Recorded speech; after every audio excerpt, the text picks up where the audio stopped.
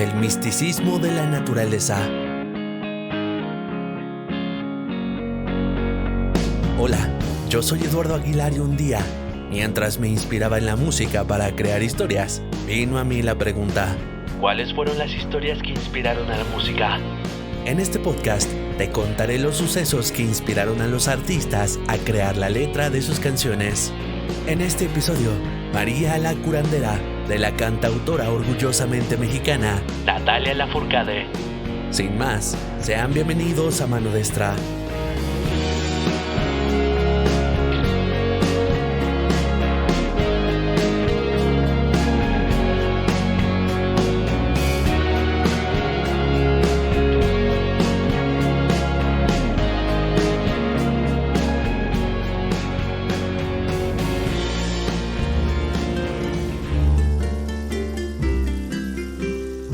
El 28 de octubre del 2022, Natalia Lafourcade lanza su noveno álbum de estudio titulado De Todas las Flores, 7 años después de Hasta la Raíz en 2015.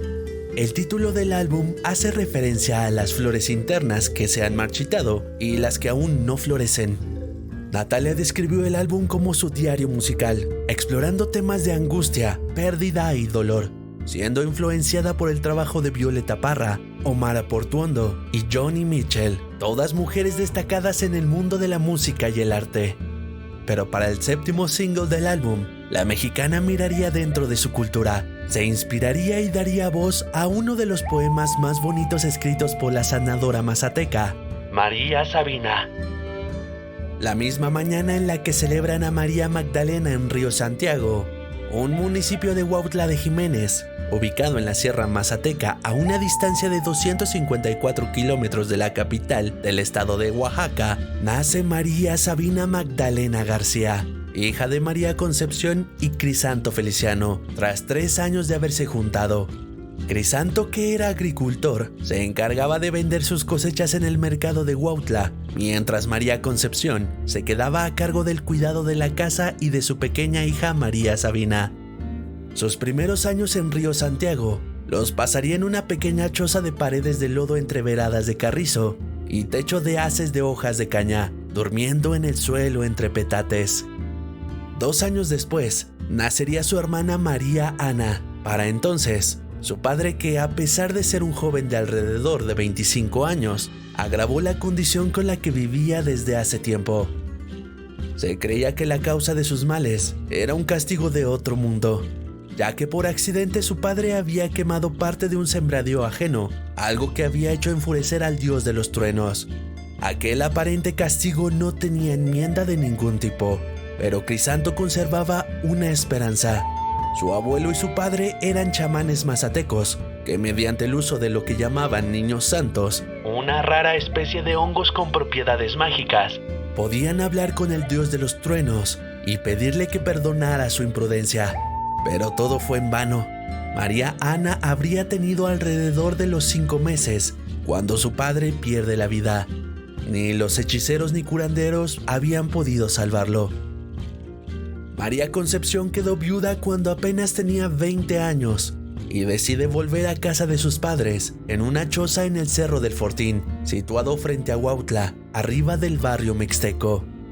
Durante su niñez, María Sabina vivió en extrema pobreza y mientras crecía sus labores en casa iban aumentando, cuidando de animales y recolectando leña para los fogones con los que cocinaban sus alimentos, que se limitaban a veces a hacer solo frijoles cuando estos los había. En muchas ocasiones su único alimento eran las tortillas que su madre elaboraba. María Sabina y su hermana crecerían en condiciones de desnutrición y deseando que un solo bocado de comida fuera suficiente para quedar satisfechas, pero aquello no ocurría.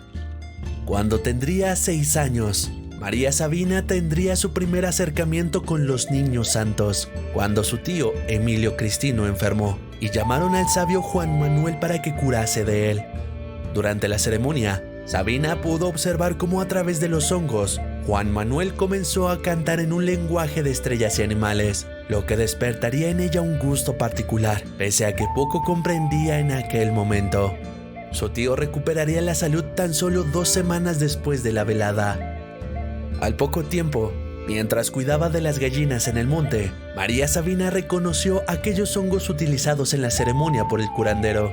Los arrancó del suelo con mucho respeto, los sostuvo entre sus manos y procedió a comerlos. María Ana hizo lo mismo, imitando a su hermana.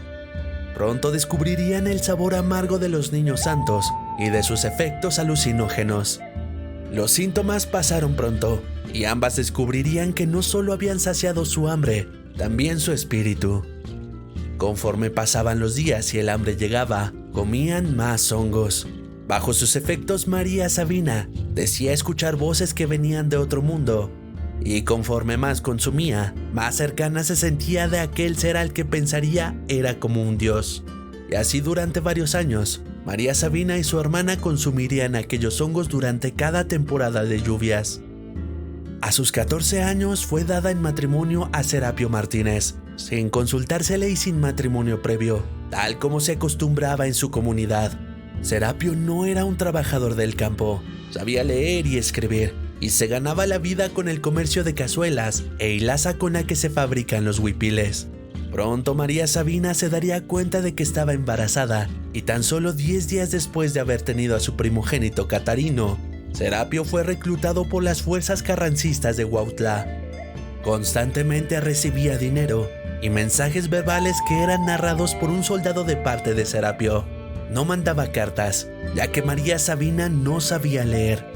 Serapio volvería a su hogar con María Sabina tras 2 años de estar en las fuerzas revolucionarias.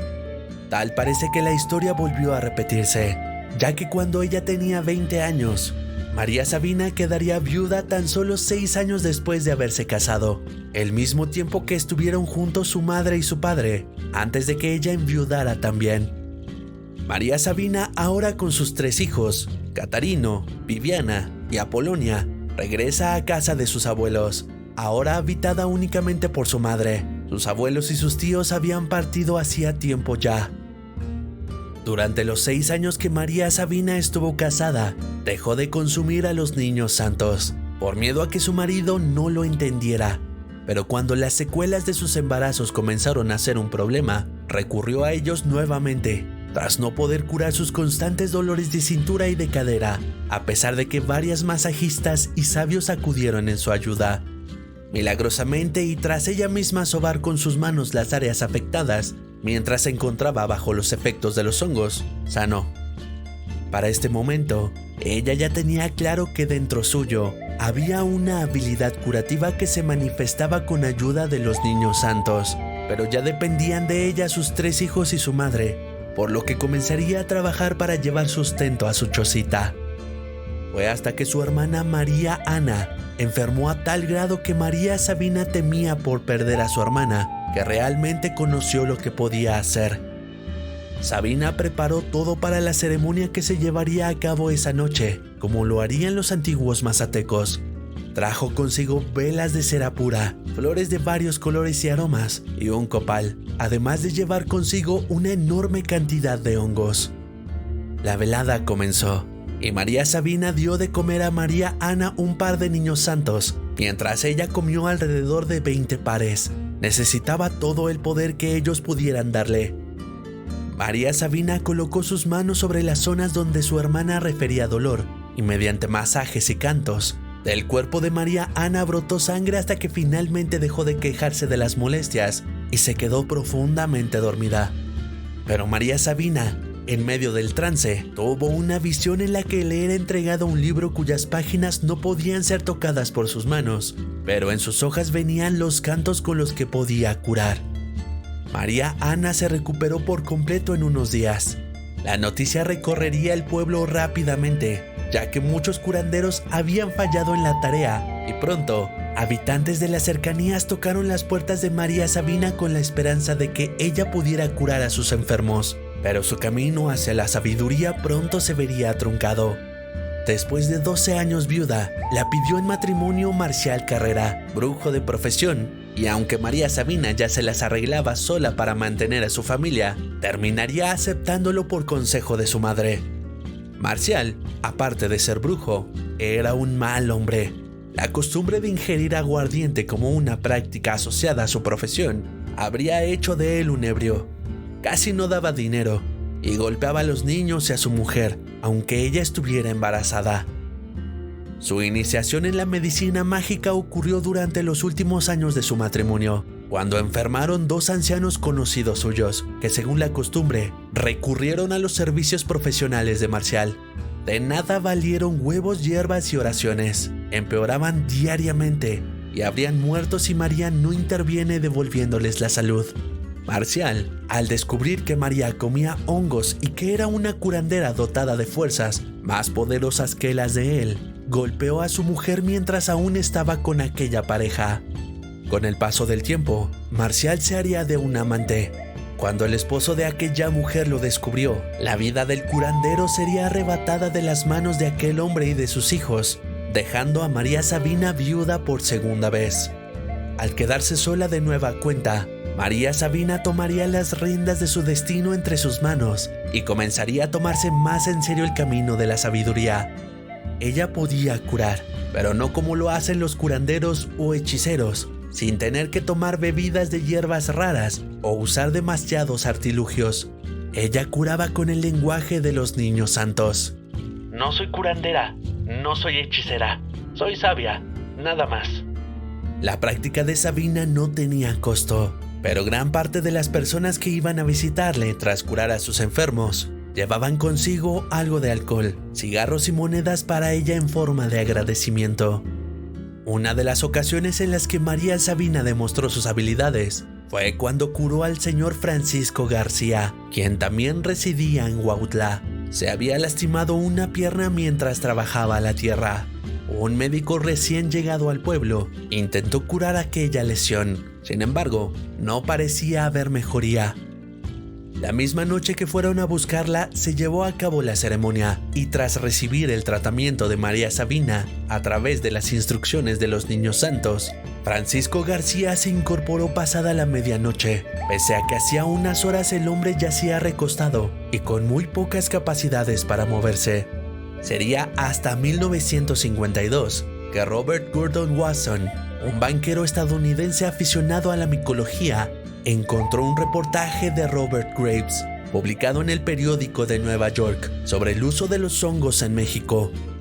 Según este texto, los frailes que llegaron durante la conquista de México habían dejado testimonio del cómo estos hongos se ingerían durante cultos ancestrales.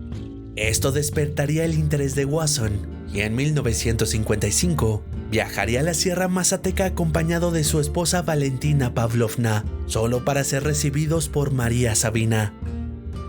Durante varios días, María Sabina les permitió presenciar una de sus veladas, mientras era grabada y fotografiada, además de entregar muestras a los extranjeros de aquellos peculiares hongos, y en mayo de 1957, la revista Life publicó un extenso artículo ilustrado de Robert Wasson, en el cual describe las veladas con hongos con María Sabina. Para 1968, Wasson publicó el libro El hongo maravilloso de Onanácatl, micolatría en Mesoamérica, donde expone al público estadounidense el ritual y el uso de los niños santos. El libro sería un punto de partida. María Sabina comenzaría a recibir de manera más ordinaria la visita tanto de mexicanos como de extranjeros, quienes viajaban en búsqueda de la experiencia psicodélica o como parte de trabajos de investigación. Además, desataría que un gran número de personas se aventuraran en las regiones montañosas y boscosas de México con el fin de descubrir por sí mismos las setas con poderes visionarios. Algunos de los personajes más reconocidos que visitaron a la chamana fueron Albert Hoffman, Walt Disney, los Rolling Stones, Bob Dylan y 2 integrantes de los Beatles, aunque no se tiene una idea concreta de quiénes eran. Pero aquello no sería bien visto por parte de los miembros de la comunidad, quienes aseguraban que María Sabina estaba lucrando con la cultura de su pueblo, además de que estaba haciéndose un mal uso de los hongos. Sabina pensó entonces que había sido un error haber compartido su sabiduría con personas ajenas a la comunidad. Mucha gente se aprovechó de mí. Recuerdo aquella vez cuando volvió a llegar Wasson. Me regaló un disco en el que venían mis cantos. Le pregunté cómo lo había hecho. Nunca imaginé oírme a mí misma. Estaba disgustada porque en ningún momento le había autorizado a Wasson que robara mis cantos. Mucho tiempo anduve llorando por esto y el insomnio no me dejaba dormir. Los hongos se habían convertido en una droga narcótica, lo que le causó una persecución policíaca. Llegaron hasta su casa agentes federales, esculcaron su vivienda y se la llevaron presa con lo que habían encontrado en su choza, aunque inmediatamente fue puesta en libertad. María Sabina le dijo al presidente municipal en ese entonces, Genaro Terán: Tú sabes que nuestra gente no usa el tabaco que ese desdichado afirma que yo vendo. Me acusa de traer gringos a mi casa. Ellos llegan a buscarme, me toman fotografías, platican conmigo, me hacen preguntas, las mismas que ya he respondido muchas veces, y se van después de tomar parte en una velada. Durante más de 30 años, María Sabina fue foco de atención de reporteros e investigadores, y para 1986, Ramón Méndez Estrada publica un reportaje titulado María Sabina de Huautla, ¿Isis sin velo? En el texto se narra que la chamana de 90 años se ha visto muy cansada, probablemente por su edad y por escuchar por décadas las mismas preguntas de los curiosos que van a verla. María Sabina, pese a eso, afirmó que en muchas ocasiones le hacían sentir compañía, ya que al crecer sus hijos se dedicaron a sus propias familias y eran extraños los que la visitaban con mayor frecuencia que ellos. Para 1985, María Sabina, ya en una edad avanzada, enferma. Desde hacía algún tiempo prefería alimentarse únicamente de líquidos, argumentando que los sólidos le producían dolores en el pecho cada que pasaban por su garganta. Y el 22 de noviembre de ese mismo año, dejaría el mundo terrenal a causa de una tromboembolia pulmonar. María Sabina se había percatado que con el tiempo la fuerza de los niños santos había ido disminuyendo, probablemente por su uso indebido o excesivo. Trascendió a las 2:45 horas a la edad de 91 años en el Hospital General del Instituto Mexicano del Seguro Social de la capital de Oaxaca, dejando este mundo como lo había sido su vida, en una condición de pobreza, ya que solo cobraba lo que los pacientes querían darle, y al no saber leer ni escribir, y hablar solo en mazateco, fue víctima de la gente que se aprovechó de ello. María Sabina quedaría inmortalizada en la historia mexicana y en la cultura popular, gracias a libros y a varios artistas que harían de su nombre una canción. Alex Lora, el vocalista de la agrupación de rock El Tri, conocería a la chamana en persona y le escribiría una canción a su historia, siendo también partícipe de la publicidad hacia el museo erguido en aquella chocita en Cerro del Fortín, donde se exhiben fotos y artículos de tan aclamada mujer. María la Curandera es una obra llena de interpretaciones y significados, además de ser un deleite para el oído. Es la adaptación de un texto de María Sabina que recibí en un momento en el que lo necesitaba mucho. Ese texto me ayudó a recordar mi fuerza como mujer y la importancia de estar conectada a la tierra y a la naturaleza, de trabajar por conocerme mejor, pues el autoconocimiento es poder e infinitas posibilidades. Entendí que yo soy mujer medicina y todas la somos.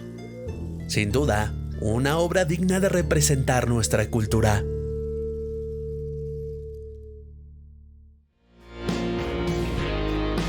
La vida es demasiado corta para no ser infiel. En nuestro siguiente episodio, Hey Ashley, de Big Tree. Muchísimas gracias por haberme escuchado. Yo soy Eduardo Aguilar y los martes en punto de las 6 de la tarde tenemos una cita aquí con un nuevo episodio. Si te ha gustado, te invito a que compartas, dejes un comentario y no olvides seguirnos en nuestras redes sociales. Recuerda que puedes escucharnos a través de diferentes plataformas como Spotify, Apple Podcast, Amazon Music y YouTube. Por hoy ha sido todo. Hasta la próxima. Este programa fue una producción de Kraken Studios.